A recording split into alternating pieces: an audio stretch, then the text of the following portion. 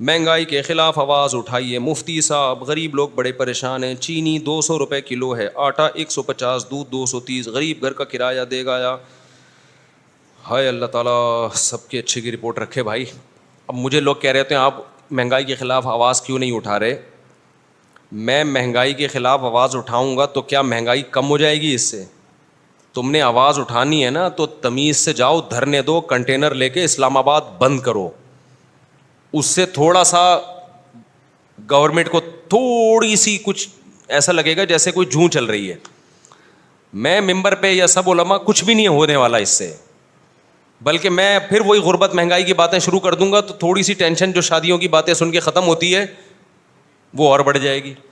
تو اس لیے اس پہ میں بات نہیں کر رہا، ورنہ یہ تو ایک بہت بڑا المیہ ہے.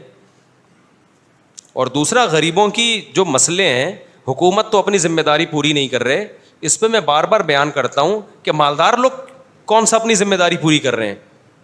غربت مہنگائی میں غریب کے لیے سروائیو کرنا مشکل ہو گیا ہے، گورنمنٹ ذمہ داری پوری نہیں کر رہی تو مالدار لوگ دیں نا، ان کو جا کے زکاتیں دیں، ان کا خیال کریں.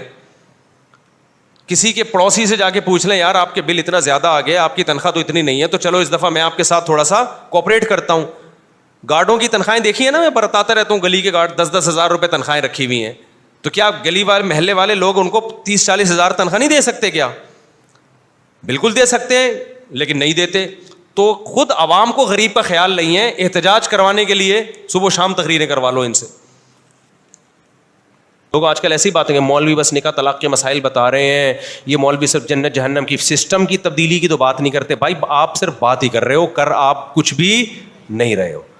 علماء کر رہے ہیں، باتیں نہیں کر رہے، پریکٹیکلی کام کر رہے ہیں. جامعۃ الرشید کا جو ایک ویژن ہے، میرے شاگردوں میں پاکستان نیوی کے کمیشن آفیسرز ہیں جن کو ہم نے مولوی بنا کے نیوی میں بھیجا ہے.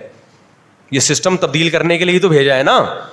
میرے شاگردوں میں ڈاکٹر ملیں گے آپ کو، کلیت الشریعہ میں PhD لڑکے آتے ہیں، ماسٹر کیے ہوئے لڑکے آتے ہیں جن کو ہم مولوی بناتے ہیں. مدرسوں میں بھیجنے کے لیے نہیں، سسٹم میں بھیجنے کے لیے. ٹھیک ہے نا. جامعۃ الرشید کروا رہا ہے، CSS کروا رہا ہے ان طلبہ کو جو عالم بن چکے ہیں لیکن ان میں کوئی ایبلٹی ہے، قابلیت ہے، کوئی ایکسٹرا آرڈینری اللہ نے ان کو ذہانت دی ہے، تو اپنے خرچے پہ CSS کروا رہے ہیں. ان کو لون دیتا ہے، قرض، کہ جب آپ CSS کر لو گے آپ کی جاب لگے گی، آپ نے پیسے واپس لوٹانے ہیں. یہ CSS کیوں کرا رہا ہے؟ تاکہ بیوروکریسی میں اچھے پڑھے لکھے لوگ، دیندار لوگ جائیں.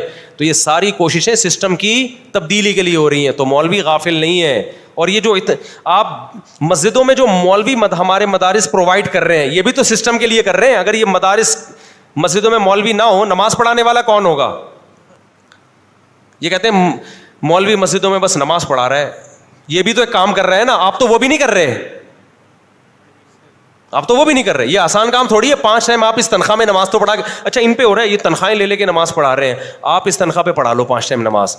جتنے لوگ آج کل مولوی ایسے مولوی ویسے، بھائی تو چند دن کے لیے مولوی بن کے دکھا دے، پتہ چل جائے گا مولوی بننا کتنا ٹینشن والا کام ہے. پیسوں کے علاوہ سب کچھ ہے. ٹھیک ہے نا، سب کچھ ہے. سمجھتا ہے.